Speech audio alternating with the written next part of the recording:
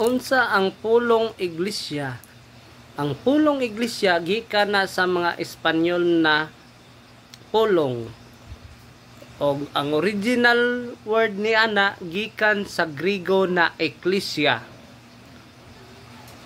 Ang ekklesia gikan sa duha ka pulong na ek o kalyo. Ang ek meaning gawas o gikan. Og ang kalyo pagtawag o call out. The call out people by God of God, o the chosen people of God, mao na ang ekklesia. Mga piniling tawo na iya sa Dios.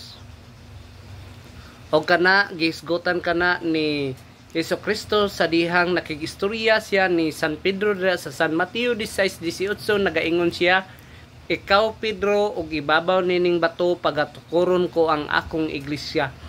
So siya mismo akong iglesia ang gigamit. And it is singular. Singular form ang iyang gigamit, akong iglesia. Og bisan ang gangaan sa imperno dili makabuntog niini. Og ang iglesia naay duha ka pulong og ang naay duha ka klase sa Griego na gitawag og naos hieron.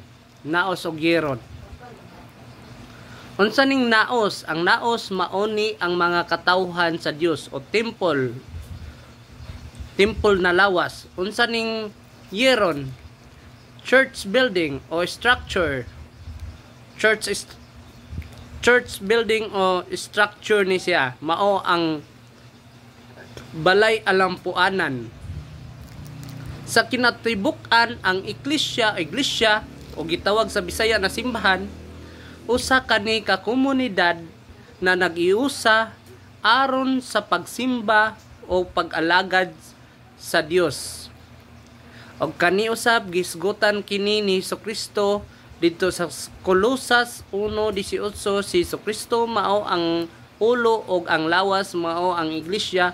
Og sa Ephesians chapter 5 verse 23 gisgutan usab kini niya na si Jesucristo mao ang ulo og ang lawas mao yang simbahan na mao yang asawa na iyang pagaluwason, o the mystical body of Christ. Og dira sa unang Korinto 3 kapitulo 16 ngadto sa 17 gisgutan ni San Pablo ang temple sa Dios o ang simbahan na mao ang katawhan sa Dios.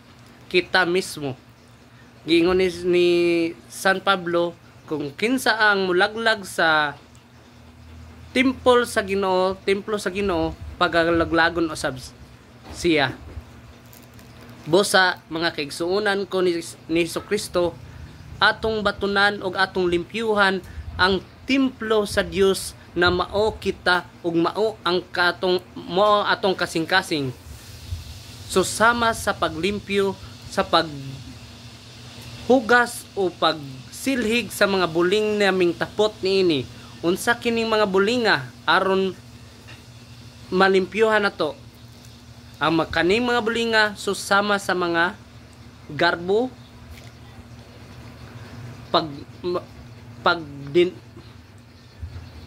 pagdumot, kasuko, kakog,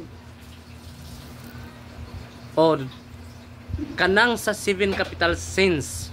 Mao kani ang nakahugaw sa atong kasing-kasing ug mao kini ang makakotkot sa atong kalag ngadto sa imperno.